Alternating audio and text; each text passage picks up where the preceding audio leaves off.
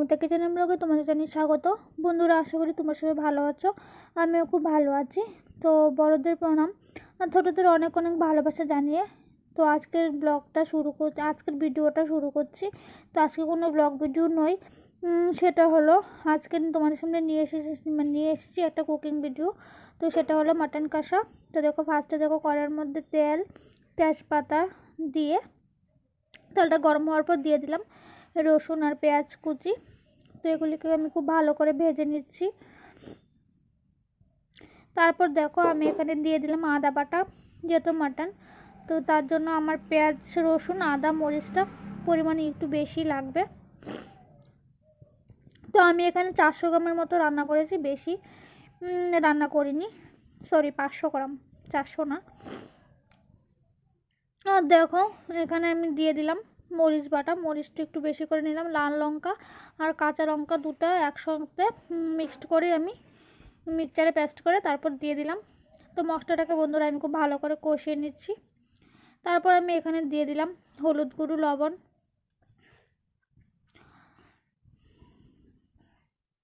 তো এগুলিকে আমি খুব ভালো করে কষিয়ে নিচ্ছি।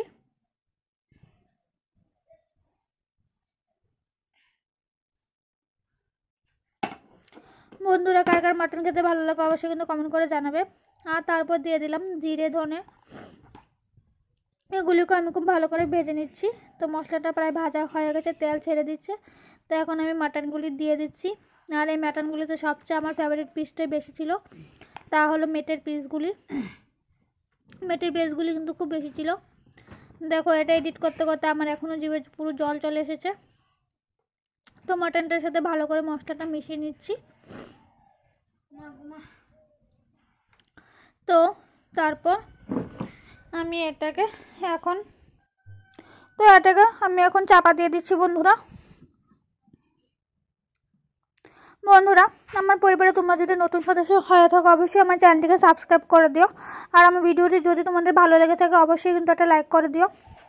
আর দেখো, এখন ঢাকাটা উঠিয়ে আমি আবারও একটু নেড়ে দিচ্ছি, দেখছি যে কতটুকু জল উঠেছে, কতটুকু সেদ্ধ হয়েছে। তো এইভাবেই অনেকক্ষণ আমি নেড়ে চেড়ে দেবো। তো মাটন কষা আশা করি সবাই রান্না করতে পারো।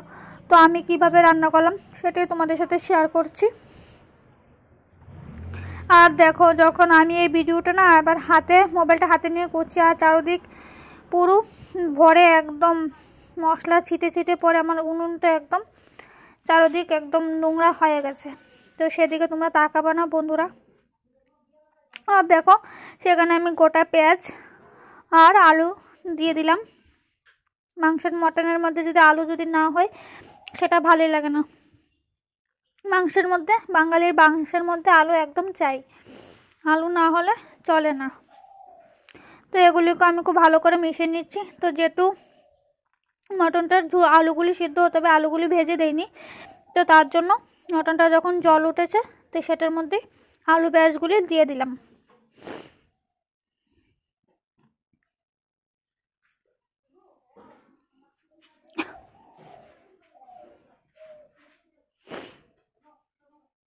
তো দেখো, আমার মশলাটা মাংসটা কিন্তু প্রায় কষে এসেছে।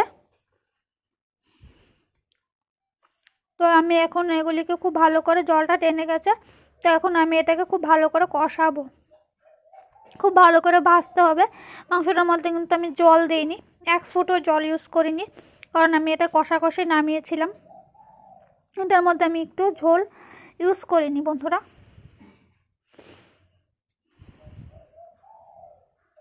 তো খুব ভালো করে নেড়ে চেড়ে নিচ্ছি। আর এই দেখো ম্যাটের পিস, কার কার ম্যাটের পিস ভালো লাগে অবশ্যই কমেন্ট করে জানাবে।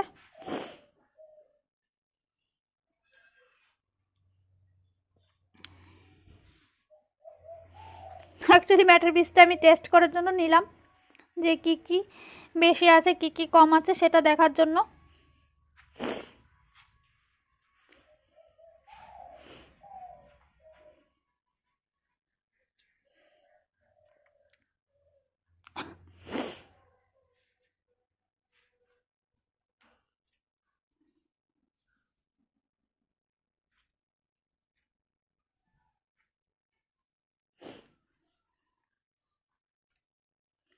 এগুলিকে আমি খুব ভালো করে নেড়ে চেড়ে দিচ্ছি।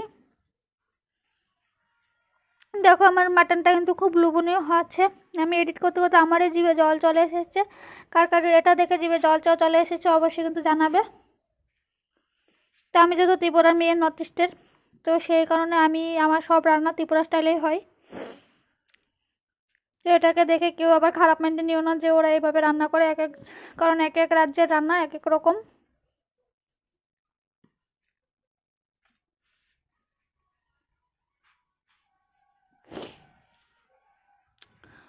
তো আবারও কিছুক্ষণ ঢাকা দিয়ে দেই। তো দেখো ঢাকাটা উল্টে দেখো আমার মাটনটা প্রায় হয়ে গেছে।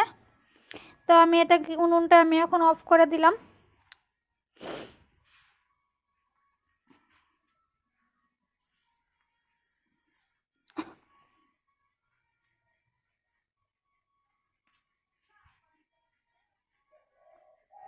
গরম ভাতের সাথে এই মাটন কষাটা পেলে আর কি লাগে বন্ধুরা।